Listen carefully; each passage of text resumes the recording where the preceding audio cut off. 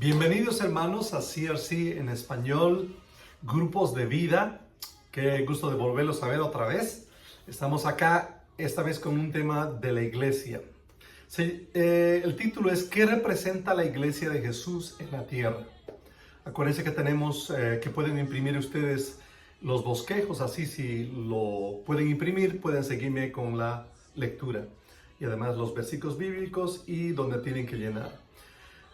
Este día vamos a hablar acerca de la iglesia y qué representa en nuestros tiempos la iglesia.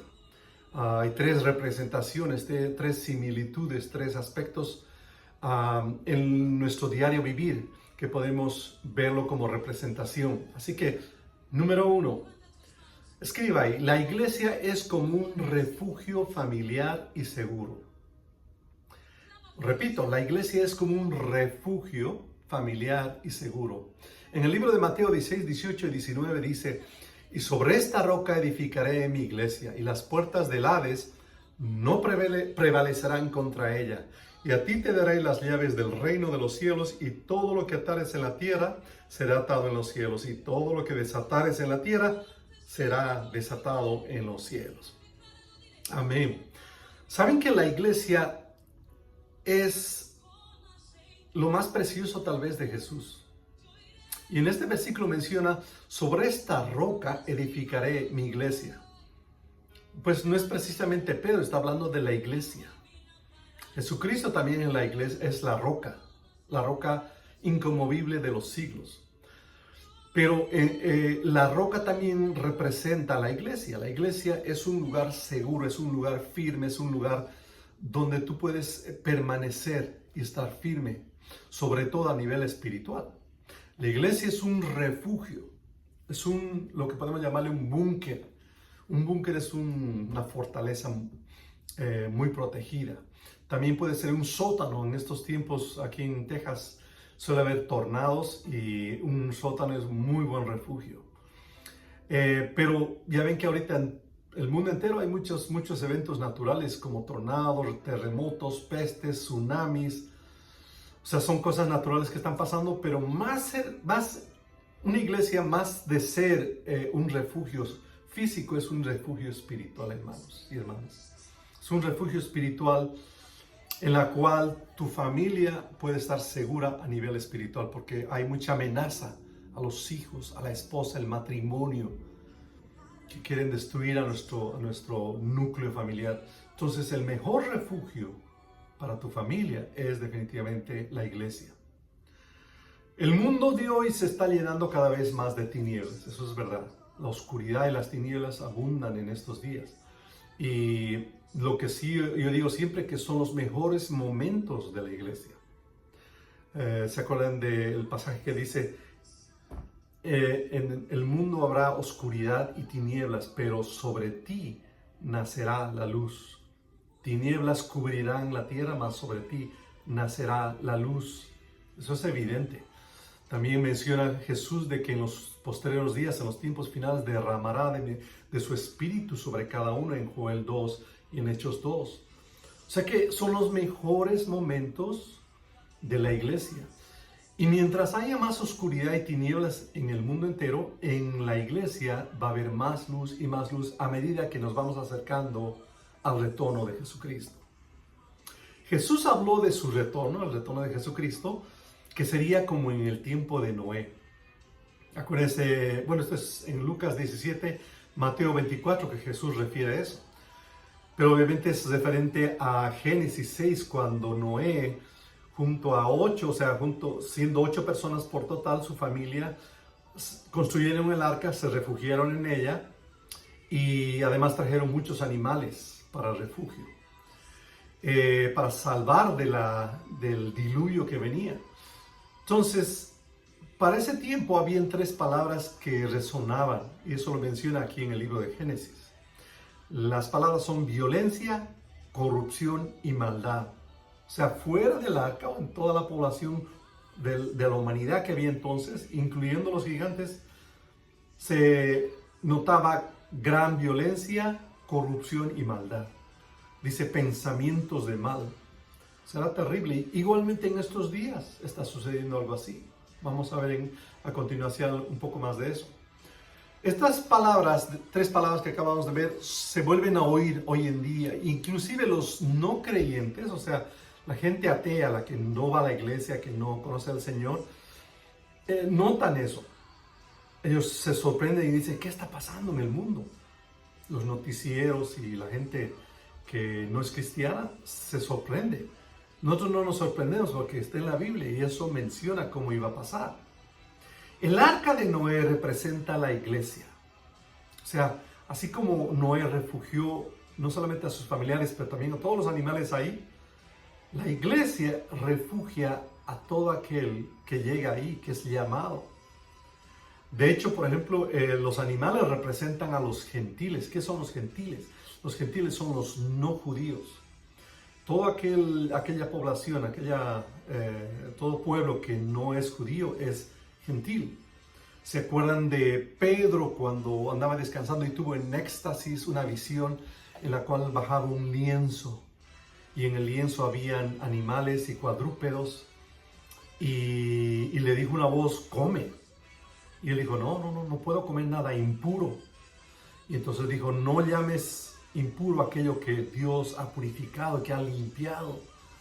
Entonces, curiosamente esa imagen era de los gentiles, de las personas que no eran judías de ese entonces. Y entonces Pedro abrió las puertas a los gentiles. O sea, prácticamente cambió su mentalidad, su acercamiento a los gentiles, a los que no eran judíos. Entonces, los animales del arca tienen esa similitud. Venían jirafas, leones, elefantes por acá, zorros por acá, y entraban al arca. De igual manera, hoy en día, en la población en general están entrando colombianos, mexicanos, bolivianos. De hecho, ahorita en nuestra iglesia en CRC tenemos cubanos, ecuatorianos, puertorriqueños, peruanos, de Estados Unidos, obviamente. O sea que estamos entrando a la iglesia, al arca de salvación, y es un paso para la eternidad, creyendo en Jesús, obviamente, y manteniéndonos firmes en esa salvación del Señor Jesús en la cruz. O sea que esa similitud es muy interesante porque eso está pasando similar a lo que mencionó Jesús en los tiempos finales. Tú guardas y proteges el corazón de cada miembro de tu familia. Así como Noé guardó a los animales y les daba alimento, les cuidaba. De igual manera, la iglesia guarda a tu familia. Cuando tú la traes a tus hijos, son resguardados. Tu familia es resguardada, tu matrimonio es resguardado. A llevarlos cada semana a la iglesia. De hecho, otra vez vuelvo a repetir, vamos a la iglesia. No faltes de ir a la iglesia todos los domingos. ¿Por qué? Primero, porque estamos en tiempos finales. Segundo lugar, porque es el lugar de refugio, el lugar de salvación. No puedes faltar, no puedes. Haz de cuenta que estuvieras ahí en el tiempo de Noé y por ahí dices, no, yo no voy a entrar. A fin de cuentas, sí estoy bien aquí comiendo de los árboles, del pasto acá, tengo mucho alimento. No. Vamos a la iglesia. No faltes a la iglesia. La iglesia dice la verdad de Dios, lleva la verdad de Dios. Cómo debe comportarse la familia, cómo deben comportarse los hijos, cómo deben tratarse en el matrimonio. Todas estas cosas están siendo desvirtuadas, están siendo corrompidas en el mundo entero. Y la familia está siendo atacada. Entonces, en la iglesia se lleva la verdad. Y hay, obviamente, enseñanza acerca de cómo debe llevarse a cabo la relación. Padres con hijos, hijos con padres, tus hermanos, con tu esposa, cómo debe llevarse a cabo un matrimonio. Por eso es que tenemos que ir a la iglesia. Es el lugar de salvación, es el lugar seguro y además el lugar donde está la verdad. Imagínate, esto es un ejercicio de imaginación, que tú te encuentras como Noé en el arca, momentos antes de que se cierre la puerta y empiece el diluvio, o empieza el diluvio y se cierran las puertas. Y tú miras afuera y hay toda esa maldad. Tú miras con con incertidumbre qué va a pasar, y ves la gente que todavía está haciendo parties, fiestas, haciendo y no haciendo, y casándose y demás. Y sin embargo tú en el arca. De igual manera tú puedes ver de esa manera en la iglesia. Cuando llegas a la iglesia, yo siempre he dicho que la iglesia es un destello, es una muestra, es una señal de cómo va a ser el cielo, una pequeña señal, destello de lo que es el cielo. Entonces, cuando tú entras en la barca, miras lo que Dios quiere que sea la familia de Dios. Y simplemente tú, al abrir un celular y poner YouTube, Facebook, y Instagram o las noticias, vas a ver todo aquello que acabamos de ver. Las 3 palabras: violencia, corrupción, maldad. También vas a encontrar perversión. Vas a encontrar desviaciones y crueldad. Es increíble cómo está pasando todo eso. Crueldad. Ya no hay amor afuera. Entonces, hoy sucede lo mismo con tu familia viendo por la ventana de los celulares, de la puerta de los celulares. Noé clamaba desde el arca a los animales: entren, entren. Claro, Dios lo ayudaba, ¿no? Pero los animales venían. De igual manera, hoy en día los pastores, ministros, evangelistas están llamando desde la iglesia: entren a la iglesia, entren a la iglesia. Es tiempo, todavía hay espacio, todavía hay tiempo. Porque ¿saben qué una cosa? Porque hay cupo. ¿Qué significa esto? Hay un espacio determinado en los cual pueden entrar. El arca en codos tenía una distancia, tenía un tamaño el arca. O sea que había un cupo, había una cantidad, y de ahí no podían entrar más. De igual manera en la iglesia eso pasa, hay cupo. Si se fijan en el Apocalipsis capítulo 2 se menciona que como a Juan se le pidió que midiera el templo y cuántos pueden entrar en el templo. Y dice: no midas el atrio, solo mide el santuario, o sea, el santo y el santísimo. Igualmente en estos días está pasando eso en el espíritu. Hay un cupo y Dios está llamando a los escogidos, a los llamados, a los elegidos. Tú eres un elegido, tú eres una escogida. Somos escogidos y llamados por Dios en estos tiempos a servirle, a entrar en el arca. Pero vamos a ver otro aspecto más interesante de la iglesia. Ya hemos visto que la iglesia representa un refugio familiar. La iglesia es como un refugio familiar y seguro. Pero también, número 2, la iglesia es como un hospital con sala de emergencia. Escríbala ahí. La iglesia es como un hospital con sala de emergencia. Efesios 5, 23, 29 dice: Cristo es la cabeza de la iglesia. Él es el salvador de su cuerpo, que es la iglesia. Tal como Cristo amó la iglesia, Él entregó su vida por ella a fin de hacerla santa, limpia, al lavarla mediante la purificación de la palabra de Dios. Lo hizo para representarla a sí misma como una iglesia gloriosa, sin mancha, ni arruga, ni ningún otro defecto. ¡Qué tremendo! Será en cambio santa e intachable. Nadie odia su propio cuerpo, sino que lo alimenta y lo cuida como Cristo lo hace por la iglesia. ¡Wow! Aquí hay palabras claves que son, la iglesia la pone santa, limpia. También menciona las palabras gloriosa, iglesia gloriosa, sin mancha, ni arruga, ni ningún otro defecto. O sea, qué cuidado tenía Jesucristo a la iglesia, y todavía lo tiene hoy. Santa e intachable, y la alimenta y la cuida. Así mismo es hoy en día la iglesia. La iglesia tiene que ser como un hospital con sala de emergencia. O sea que todos los que vamos a la iglesia tenemos que asistir, cuidar, proteger, atendernos unos a otros, emocionalmente, espiritualmente, en el corazón. La cabeza es Jesús, y nosotros somos los ojos. Nosotros somos las manos. Jesús abraza a través de nuestros brazos. Jesús camina a través de nuestros pies. Jesús habla a través de nuestra boca. O sea que nosotros somos el cuerpo de Jesús. Entonces, en la iglesia nosotros tenemos que ayudarnos unos a otros. Yo siempre he dicho que como en un hospital, esta es una similitud. Digo, por ejemplo, nuestro hermano Arquímedes del Salvador es cardiólogo. Nuestro hermano Orlando de Cuba es internista. Nuestro hermano Eric del Salvador es oftalmólogo. Tenemos ahí a nuestro hermano Fausto de Ecuador, él es endocrinólogo. Nuestro hermano Juan de Puerto Rico es dermatólogo. Y así, puedo mencionar todos. Todos en el Espíritu tenemos que hacer algo por las demás personas. Y Dios ha puesto en cada uno de nosotros una facultad para hacer en favor de nuestros seres queridos y de nuestros hermanos en la iglesia. Así que considérate alguien valioso para la iglesia.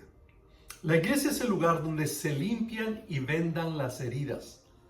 Porque viene gente muy herida, gente lastimada, gente deprimida, gente ansiosa, con ansiedad. Y entonces ellos vienen buscando algo. Y entonces nosotros tenemos que ser las personas que van y les dan ese apoyo, esas vendas, esas curitas, esos ungüentos. Se atiende a los heridos recién llegados, sobre todo a los nuevos, hermano. Hermano, hermana, cuando venga una persona, trátala bien. No importa que venga con sombrero, no importa que vengan con botas o con sandalias o sin zapatos. No importa que venga con tatuajes, no importa que venga sin rasurarse, no importa que venga de la manera que venga con sombrero de charro o con ropa oliendo mal o escotes. Nosotros tenemos que aceptar a todas las personas porque vienen al hospital que es la iglesia y tenemos que atenderlos con amor, con compasión, con paciencia, hermanos, con misericordia. Ese es el papel de la iglesia. Muchos ignoran que hay un poder en la iglesia. Déjenme decirles de esto. Se llama el poder de resurrección que está en la Biblia. El poder de resurrección está en la iglesia, pero en ocasiones no lo usamos, no lo empleamos. Deja hablar un poquito acerca de eso. Así como hay medicinas, inyecciones, tratamientos en el hospital, hay el poder de resurrección en la iglesia. Cuando Jesús estaba con la multitud y una mujer se le acercó con flujo de sangre y le tocó el manto, dice Jesús que sintió que salió poder de él. Eso es el poder de resurrección. Cuando decían, Señor, pero tienes mucha gente tocándote y apachurrándote. Pero dijo, pero yo sentí que salió poder de mí. Entonces, ese poder lo tenemos nosotros en la iglesia. Hay ese poder. También esto está mencionado en Mateo 9:20. También en Lucas 6:19 nos menciona que todos querían tocarlo porque de él salía poder. Entonces uno dice, bueno, pues que Jesús, es el Hijo de Dios, es Dios hecho carne. Pero sin embargo también ese poder salía de pescadores como Pedro, salía de cobradores de impuestos, de médicos como Lucas y de ex fariseos, perseguidores de la iglesia como Pablo. Ya ven, de Pedro dice que pasaba que hasta su sombra sanaba a las personas.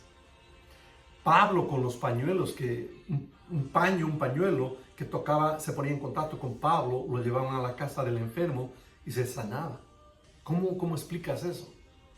Es el poder de resurrección que existe y está disponible para toda la iglesia. Entonces, todos serán sanados y liberados. Hoy en día hay ese poder en la iglesia. Cuando tú te expones a la atmósfera del Espíritu Santo, eso sucede. Él te carga, Él deposita en ti.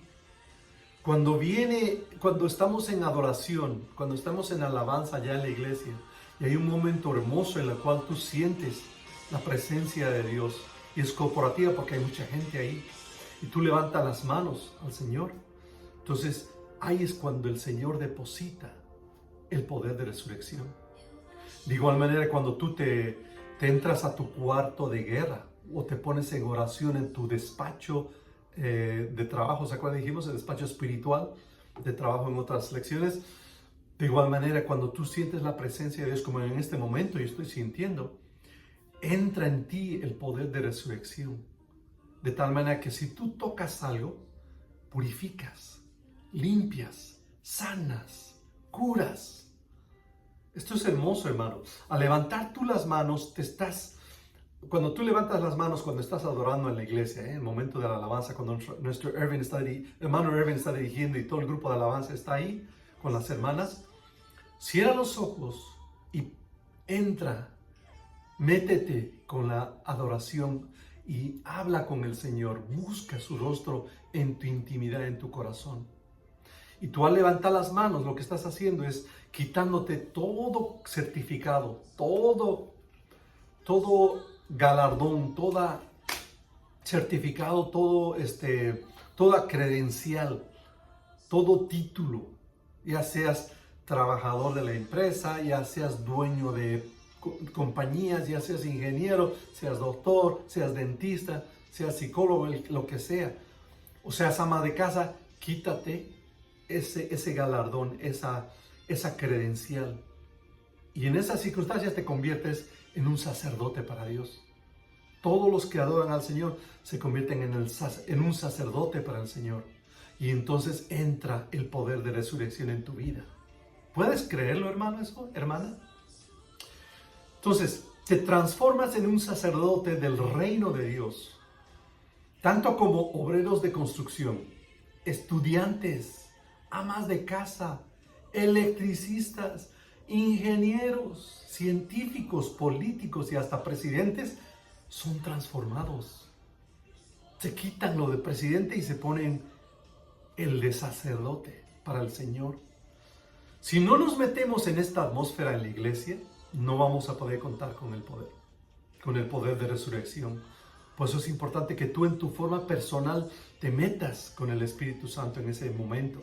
El poder de resurrección fluye por tus manos. Y al saludarnos en la iglesia, cuando tú te acercas, te das la vuelta a alguien o te acercas a alguien a abrazar o saludarlo o a hablar, entonces hay el poder de resurrección. Simplemente vas a ver los testimonios, porque a mí me ha tocado muchas veces escucharlo, de que llegué a la iglesia y me hablaron y yo sentí paz en mi corazón. Gente que venía del mundo donde hay puro odio, miseria, venganza, envidia, pero vienen a la iglesia y encuentran paz con simplemente haber conversado con alguien, con simplemente haberle dado las manos a alguien, o una hermana le dio un abrazo a una hermana, o una hermana a otro hermano. Entonces fluye este poder de resurrección a otras personas. El poder de resurrección fluye de tus manos. Los visitantes que vienen, esto es interesante, son cojos, son lisiados, son ciegos. Muchos de ellos vienen mudos, mancos, pero espirituales. Y son sanados de traumas, de recuerdos del pasado, de cosas, de cargas, de bultos que vienen de su pasado. Son sanados. Jesús los va transformando poco a poco, a medida que vienen otra vez. Y vienen otra vez los nuevos, y a medida que se involucran y se van envolviendo en los demás que tienen el poder de resurrección, Dios va haciendo la obra y se van convirtiendo en creyentes, sin mancha, sin arruga, sin defectos, santos, en gloria, así como acabamos de ver ese versículo. Así que, hermano, este próximo domingo que vayas a la iglesia, recuerda, la iglesia no solamente es un refugio para tu familia, seguro de la oscuridad de afuera, pero también es un hospital donde tú vas y te llenas del poder de resurrección y ayudas a otras personas. Es una sala de emergencia. Número 3, ponle ahí, la iglesia es como una escuela. Es una escuela de capacitación, como un lugar de entrenamiento prácticamente. Efesios 1, 18 dice, 18, 21 y 23, para que puedan entender la esperanza segura que Él ha dado a los que llamó, es decir, su pueblo santo, quienes son su rica y gloriosa herencia. Ahora Cristo está muy por encima de todo, sean gobernantes o autoridades o poderes o dominios o cualquier otra cosa. Dios ha puesto todo bajo la autoridad de Cristo, a quien hizo cabeza de todas las cosas para beneficio de la iglesia. Y la iglesia es el cuerpo de Cristo. Él la completa y la llena. Y también es quien da plenitud a todas las cosas en todas partes con su presencia. ¡Wow! Esto está lleno de cosas tremendas para poder leer y escudriñar. Pero simplemente déjame mencionar este punto. Menciona acá que Jesús es la cabeza de todas las cosas para beneficio de esta iglesia, del hospital que acabamos de ver, del refugio que acabamos de ver, de esta escuela que vamos a ver a continuación de capacitación. Él es la cabeza por beneficio de la iglesia. Cristo es la completa y la llena. Él es el que trae. Si tú vienes a la iglesia es que eres escogido. Si alguien viene herido a la emergencia de la iglesia, es que Dios lo ha traído. Que no hay esperanza afuera. Dios lo trae, lo convence. Si no fuera así, aunque estuviera herido, pero no vendría a la iglesia. Si una persona no es escogida, no es elegida, no es llamada, por más que entre en crisis y entre en terrible enfermedad, lo que sea, no vienen a la iglesia. Pero los que son llamados, escogidos, vienen. El Espíritu Santo los trae a la iglesia. Pero no solo los trae para sanarlos, ahora estamos viendo que los trae para capacitarlos, enseñarlos, prepararlos y mandarlos. Dice, también es quien da plenitud a todas las cosas en todas partes con su presencia, la presencia de Jesús. Ahora, la iglesia es un kindergarten, pero no solo eso, también es una primaria, una secundaria, un colegio, una universidad y una escuela de alto nivel de capacitación y especialidad. Te capacita para servir en el reino de Dios. En medida que vas avanzando, no puedes saltar de primaria a la universidad, obviamente. O sea, tienes que pasar la etapa.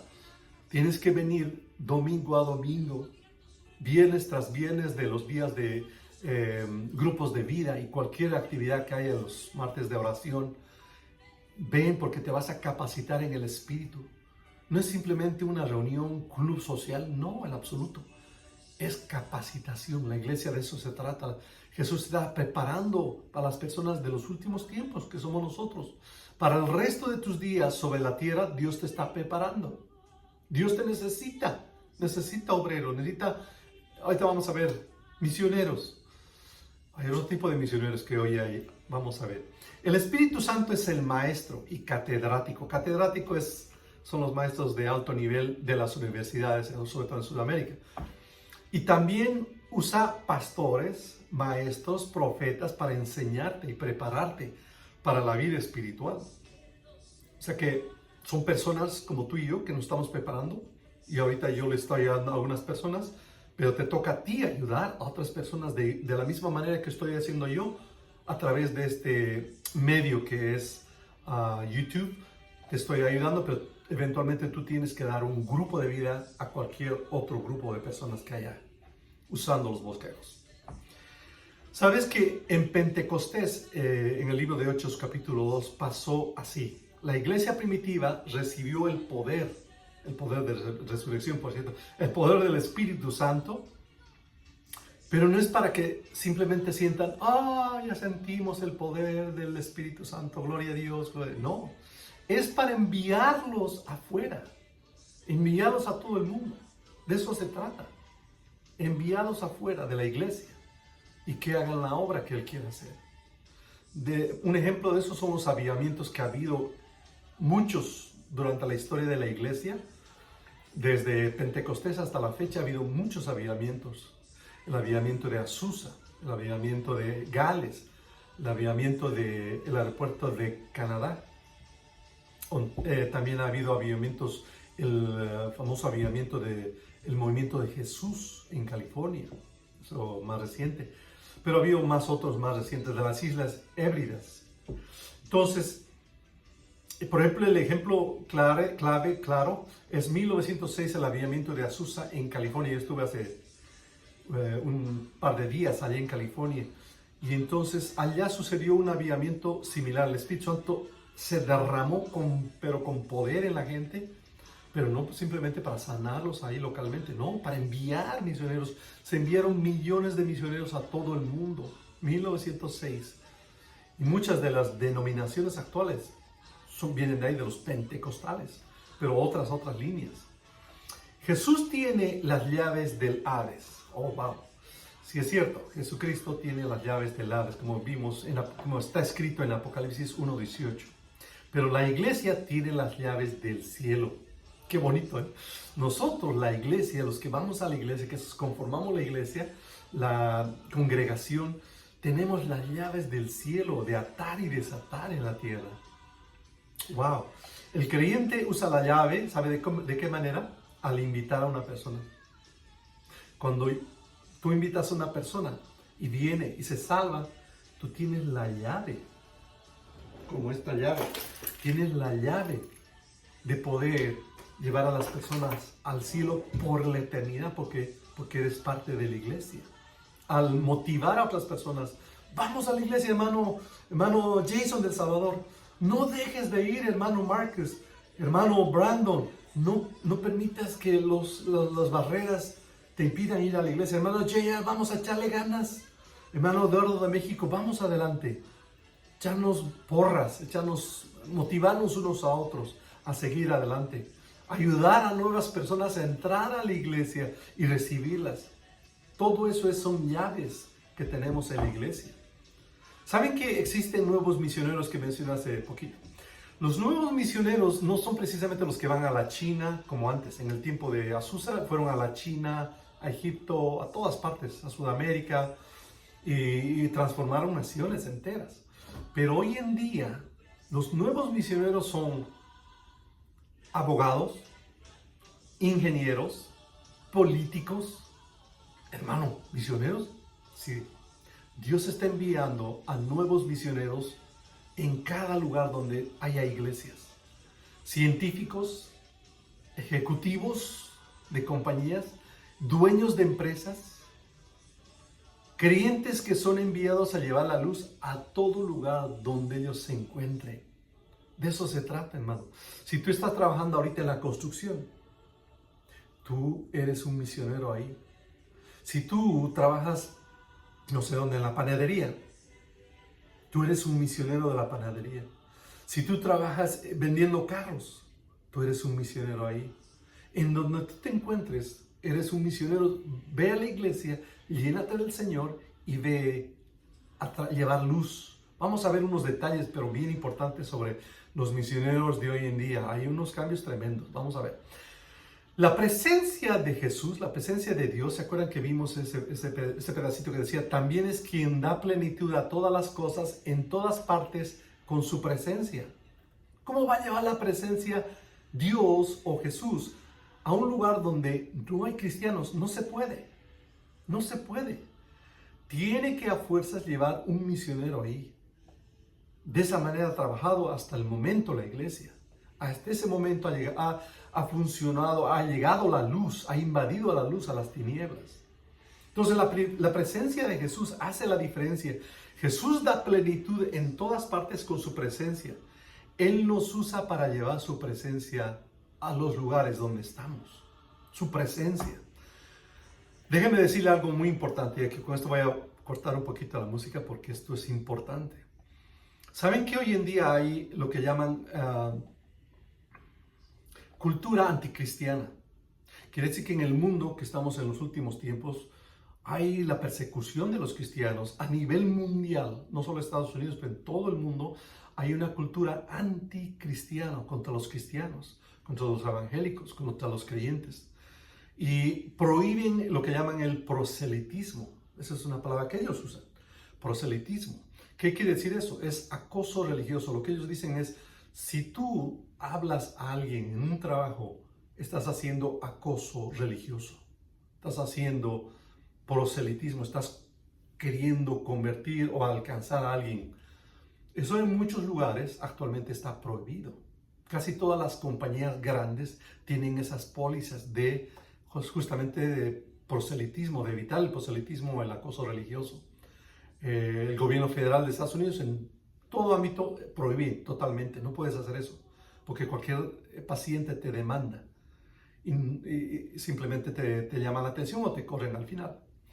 Entonces hay todo este movimiento anticristiano en el cual está impidiendo que tú y todo el pueblo de Dios predique el evangelio en todas partes, en muchas partes.